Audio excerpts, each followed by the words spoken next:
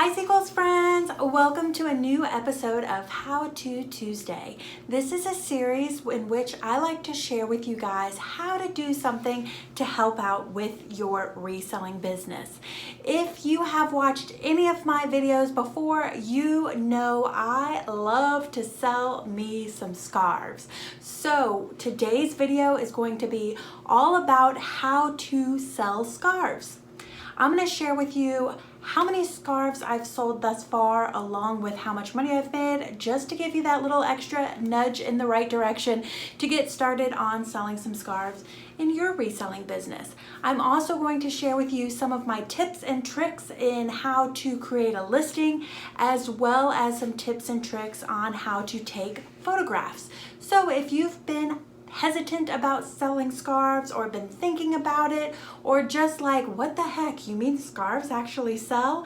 Then this video is for you. Just keep on watching.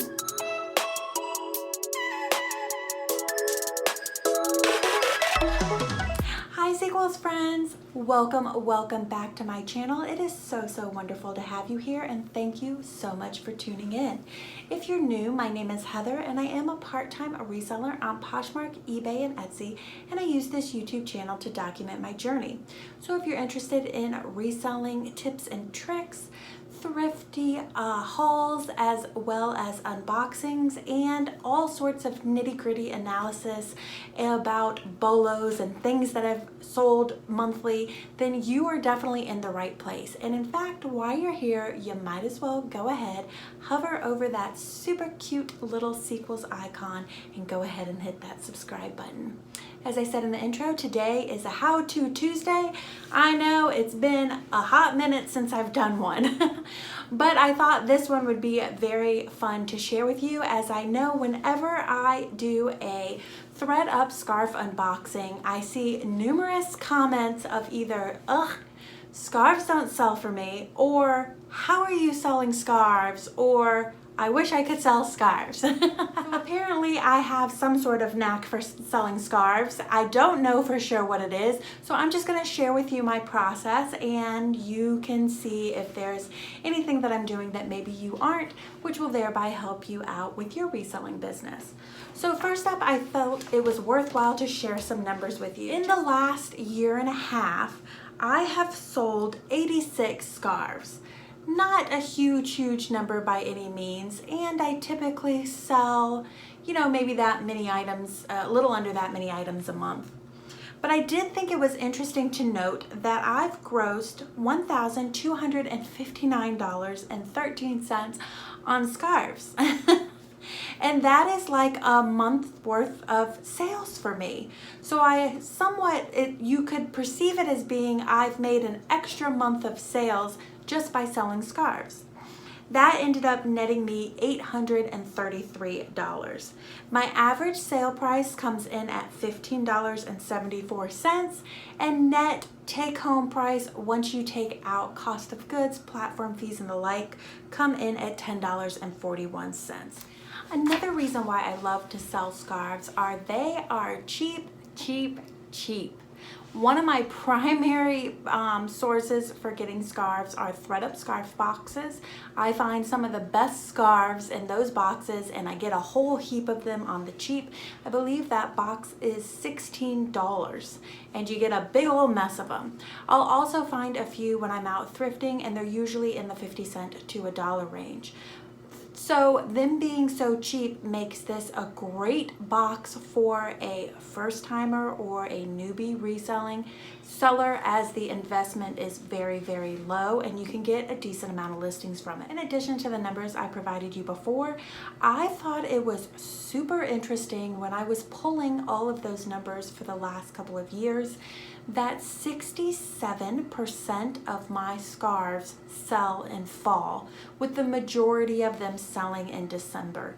I think a lot of that reason is not only because some of my scarves are warm wear, but I think the primary reason for that are scarves are a great giftable item.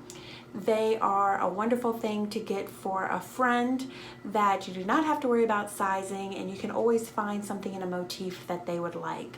So think about that also as a push. If you're not going to do it year round, maybe just give it a try for holiday and see if you can sell out your whole scarf by the new year. Let's get into showing you how I photograph some scarves. I find most scarves fit into 6 different categories. So I have 6 different scarves to share the photograph techniques that I use. First up is what I think of when I typically think of a scarf, and that is just a warm wear winter scarf. It's on rectangle on the long and skinnier side. This I would definitely just call a scarf, but I may actually tag it or add in my description neck warmer. And also don't forget to include if it has fringe on it. This is the most basic of the scarves to photograph with just a few pictures to take. The first one I typically take is just around the neck. Next one I typically take is this one, and see how it's a build on. You go from that to this, and this is what you would think of most people when they wrap a scarf around their neck. And then the last photograph I would take of this scarf is folding it in half. This is my favorite way to wear a scarf when it's super cold outside. Very neck warmer technique. Wrap that scarf in half, wrap it around your neck, and pull it through. A little bit of zhuzhin. If you can control yourself and zhuzh less, then your photographing process will go much quicker. I cannot always control myself. And that is the last picture I would take. Now the front picture, which I'm going to show you right here, I typically combine for most of my scarves so that it shows a very nice up close of the pattern, the texture, the weave of the scarf, with also having like a cute fashionable tie picture with it, so they can see both of that before they even come into the list. Next up, and just as simple, if not simpler to photograph, is the infinity scarf. That is when you just have one piece of fabric in a circular loop. Some of them are thinner than this, some of them are smaller than this, but that gives you an idea. My first photograph for this is always the long loop. Some people with a very long solid dress may wear it in this manner, so I do like to photograph it like this. While it's like this, my second photograph is usually an up close of the detail. You can see this one has a beautiful gradient, so you'd want to show that off. And I'm not sure if you can tell in camera, but it also has some silver sparkle in it, so I want to get up close and show that off as well. The next way that I would photograph this is to do the old loopy-loop. And I like to remind them as well in the description that you can wear it long or you can double loop it for a more chunky effect if you really like to build on those layers. And then for my last shot, because I don't typically do an up close in an infinity scarf, maybe every once in a while, maybe this one because of the coloration, but a lot of them don't require an up close. A lot of them happen to come in solids, I'm surprised by. But to make it a little bit more exciting, I might just tilt it slightly to get a little angle on it and take a picture of that as well. And I'll show you what that looks like right here. Next up is a square scarf. These can come in different sizes. Some of them are bigger, but most of them seem to be in this little bit more petite size. This has a plethora of uses, and it's really good to include a variety of tags in your listing. In addition to being called a square scarf, I may also call this a neckerchief. I may call it a handkerchief because you could easily use it in a suit jacket if you wanted to. I would also call this a handbag accessory, as you will a lot of times see it just looped on the handle of a handbag for a little chic look. And you could also call it a head wrap. I do not know how to tie that, but you see this look a lot that people will use it for when it's this size. I would also call this a hair tie, as you see a lot where it's wrapped up like this and then like tied around a pony. You could call it a headband because a lot of people use it in this manner as well. So those are some different things to consider. As Miss Mannequin doesn't have a head, I don't show all those styles. I just show a couple of pictures.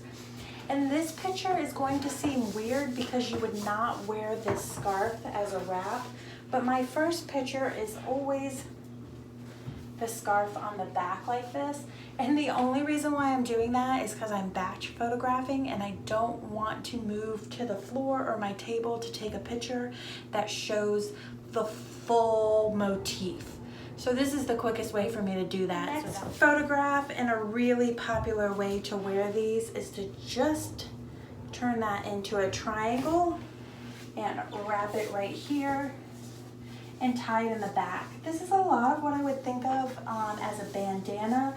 Oh my gosh, if you wore scarves in the 80s, this was a very popular way to do it too.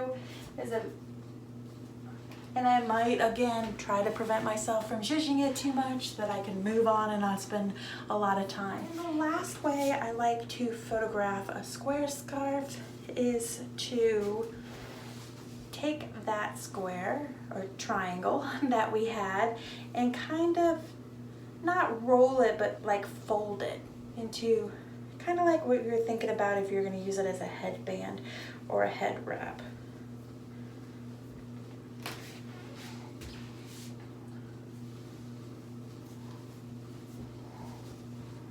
I would put the straps on both sides so you could see it. And then that would be my other picture. And I'll show you right here which pictures I end up using for the front photo. Now this is actually the scarf I think of most times when people talk about scarves. I don't always think of the winter scarf, but maybe that's because I lived a lot. I grew up in Florida, so I have lived a lot of my life in Florida, so I never wore winter scarves. But I do think about these type of scarves. This is the very wide scarf that you think of more as, like, I call it a wrap scarf. Now, I wear these all the time in Florida for a chilly night or going out to dinner when you want to cover your shoulders. It's a great versatile scarf and it has a lot of options for tying and folding. I typically start out the same way I showed you before by looping it over the shoulders, but this time I take a picture from the front so that the customer can really see what it would look like wrapped as I just showed it on me. Now this scarf is really versatile, as I said before, as well. You could wear it as a wrap.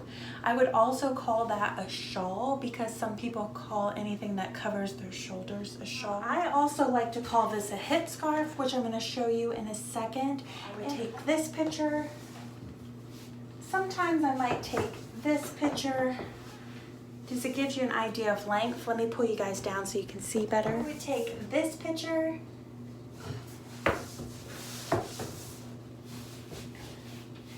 and one of my favorite things to use this scarf as is a hip scarf. If you're going to go get some food or you're getting out of the water or walking somewhere, this is a great way to tie it. You can also use this hip scarf if you're a belly dancer, or one of the ways I like to wear these a lot is just if I'm wearing leggings and I want a little bit of a cover up when I'm going to or from anywhere. Next thing I do with these scarves is I just gather it all up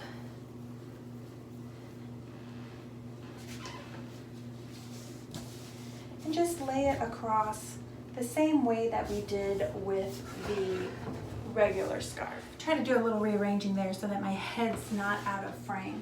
So I just do this like a regular scarf. And then we do the same thing as the other regular scarf. I take a picture like this, except for usually I'll drag some of this down so it's a little bit more of a droopy look for a layering look. You could also do like that to show almost like the look of an infinity scarf with it. And then I also do my same old favorite that I showed you with the long scarf, which again I love because it shows the whole thing with the tassels. As before, I'll insert a picture right here that shows what I used for my top photo. It is pretty much the same silhouette as a big wrap, which is like the other wrap, but maybe long or a huge rectangle or a huge square. But this one is in that woven chunky blanket material. So I haven't thought of anything else to call this besides blanket scarf.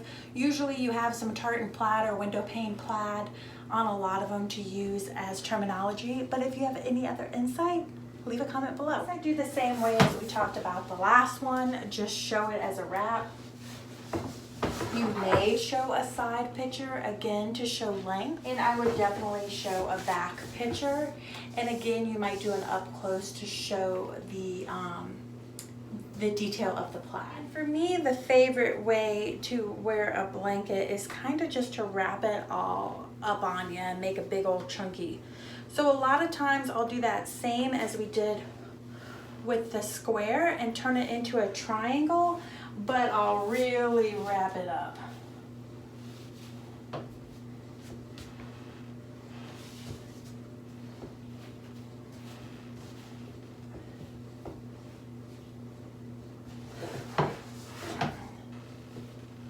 It's like a pile on to give that illusion of warmth. This is a super long rectangle. A lot of times they are sheer. This is great to tag belly dance because in addition to wearing it as a hip scarf, you'll see a lot of times a lot of play with these longer scarves like this, especially if they're silk. So a really big ass rectangle. Now, as we've seen before, you're going to see a lot of the same folds over and over again. First up, I'm just going to drape it over the body so that they can see the length and size of it, but in addition also know it can be worn as a wrap. Move you down a bit so you can see that in more detail, and then I typically would take a shot like this to let them see the length, and again the back shot and an up close showing that detail. Now, because this one has a gorgeous border, I would also likely take an up-close picture of that to have for the listing. Instead of doing this one as a hip scarf, which you totally could, it would make a beautiful maxi style hip scarf, which would be great to wear with leggings or a unitard. But what I also like to do with these really long ones is a quick drape right here and just call it a beach cover-up. Easy, simple. And then as with the last shots, I do that same, gather it all up and just show it long. And then I do one like this. Again, you could always do the rip-rappity-roo and get it all around and gather it up to make it look infinity-esque. And then, of course, my favorite,